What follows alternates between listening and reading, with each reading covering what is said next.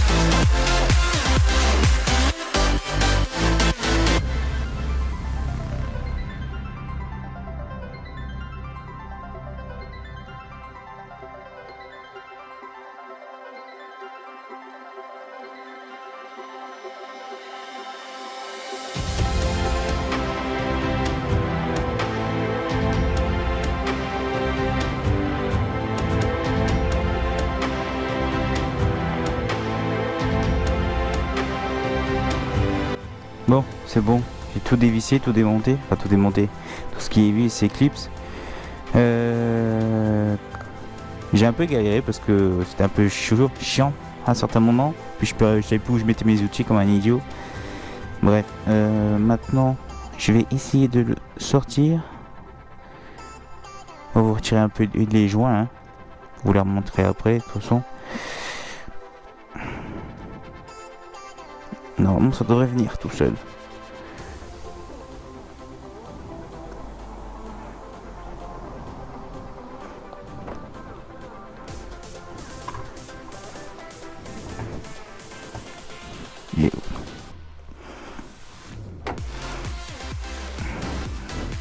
Alors, le truc aussi, c'est qu'il y a sûrement des câbles et tout. Je vais regarder.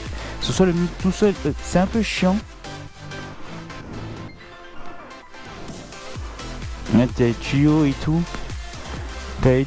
En dessous. Donc bon, on va quand même le faire. Tout on est lancé, donc on va le faire. J'ai trouvé un truc. Ça va dépendre de plusieurs choses. Si vous êtes à deux, alors c'est mieux, comme ça il y en a un qui soulève, l'autre il débranche et tout, sachant qu'il y a les tuyauteries, l'arrivée d'essence et tout, donc prévoyez, je pense qu'il y a pas mal de choses à prévoir comme des chiffons ou autre, au cas où. Mais si tu es tout seul, et j'ai regardé il y a un instant, c'est faisable. Si tu veux pas te faire chier à tout démonter, parce que du coup je t'explique comment ça va se passer. On va mettre le chargeur là et on va essayer de faire passer le câble en dessous, un truc propre discret pour qu'après hop ça passe. Je vais essayer de faire passer là et je le relie à la batterie. On va essayer. Alors, je vais vous mettre en mode rapide et puis voilà, à tout de suite.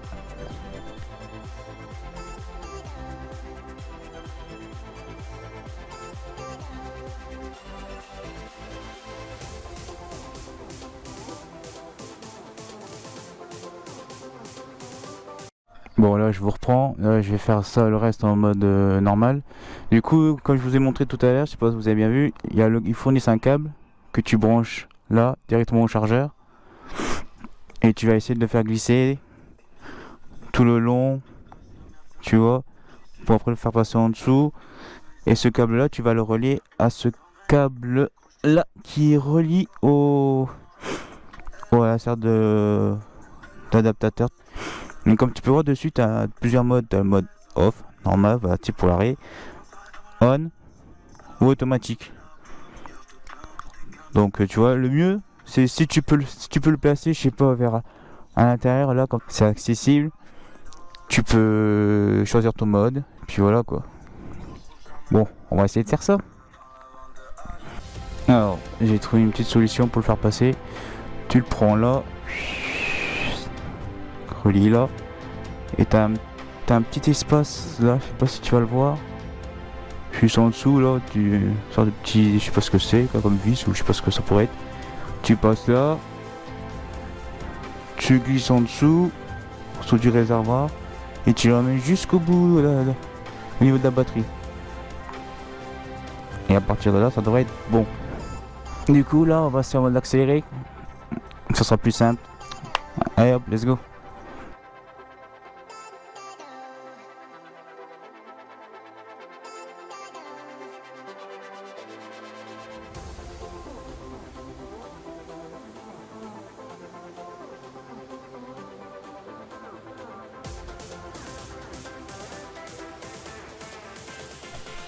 Bon l'équipe, là du coup j'ai tout branché. Bon là c'est un bordel, je vous le dis tout de suite, c'est normal. J'ai juste branché pour voir si ça marchait bien, si ça marchait nickel et tout. Donc là j'ai tout branché. On va faire le test. Une fois le test fait, je vais tout bien peaufiner, voir comment j'ai passé les câbles et tout. Et après pour la finition, ça sera à vous de faire de votre côté pour faire ça plus proprement quoi. Donc comment ça fonctionne du coup? Théoriquement ça doit pas tirer sur la batterie. Normalement je vais mettre le téléphone, il ne devrait pas charger du tout. Hop, il n'y a rien du tout. Donc déjà, en soi, ça veut dire que la batterie, ça ne tire pas sur la batterie, en sachant que je suis en mode automatique. Ouais, je suis en automatique. Il y a le on-off, mais là c'est en automatique. On va mettre le contact.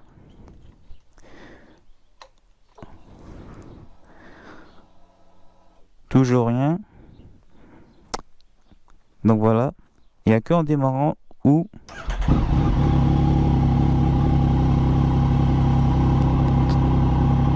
et voilà. Ça en charge. Alors, je vais mettre plus de luminosité parce que je sais pas si vous allez voir. Ah, vous allez peut-être pas voir, j'ai du mal à... Ah, j'arrive pas à vous montrer, mais en gros là je suis en charge. Attendez, je vais faire plus simple. Là c'est écrit, hein. Ah, j'arrive pas. Bref, ça charge. C'est un peu galère à vous montrer, forcément. Ah. Et du coup, quand vous coupez, alors faut pas retirer le téléphone tout de suite, faut attendre. Alors, de ce que m'ont dit Quadlog, il faut attendre à peu près 1 ou 2 minutes pour avant de vraiment débrancher ton téléphone, quoi. C'est juste pour une question de faire le bon fonctionnement du chargement de ton téléphone, quoi, si tu préfères. Donc là, bah, on va attendre un petit peu. Et voilà, le chargement c'est terminé. Du coup, hop. Voilà, il n'a pas chargé de ouf, mais c'était juste pour vous montrer comment ça s'est passé. Donc voilà. Bon, c'est sur ce, rien de compliqué. Bon, j'ai un peu galéré sur le démontage et tout au niveau du réservoir, mais bon. Là, le truc le plus chiant, ça va être le remontage. Alors ça, je vais pas vous filmer parce que je pense que ça, je pense que vous avez remonté des carénages et tout quand même. Si t'as bien suivi le tuto, si t'as mis tes pièces là où il faut, il n'y aura pas de soucis pour le remontage. Donc voilà. Et oui, pour le câble, alors moi j'ai passé le câble qui est relié au chargeur là. J'ai passé en dessous du réservoir là. Il y avait de la place. Hop, j'ai passé comme ça. Hop, je l'ai mis là, il est là. La première partie, t'as la deuxième partie, j'ai passé derrière. J'ai essayé de faire un grand tour parce que vu que le câble il est assez long, parce que les tomber ils sont trop longs. Même pour ça c'est vraiment long, donc ça vous faites proprement, vous essayez de caler ça là-dedans, sachant que moi sur les MT-09 il n'y a pas de place. Déjà pour quand j'ai changé mon feu arrière, parce que moi c'est des feux intégrés, qui est autant intégré, donc il y a le résistance feu secondaire, là, le faisceau secondaire là plutôt. Et là il prend de la place, déjà j'ai galéré à trouver de la place, même pour celui-là je sais pas où je vais le foutre. Là ou là je vais voir. Mais essayer de faire ça propre, faire ça propre et bien positionné. Parce que des fois vous devez intervenir dessus, ce serait mieux. Donc voilà, sur à la fin de ce tuto, j'espère que ça vous aura plu. Si vous avez des questions ou autres, bah, essayez de me mettre en commentaire, j'essaierai d'y répondre. C'était une première, donc voilà, j'espère que pour une première, c'est quand même satisfaisant. Donc voilà, si t'as kiffé, laisse-moi un petit pouce bleu, un petit commentaire. Et je vous mets le lien dans la description si vous voulez ce chargeur. Avec mon code promo, Kirikou Rider, moins 10%. Et puis voilà. Bon voilà, sur ce, je vous laisse. Thibaut. Et bye bye. Allez, sur ce,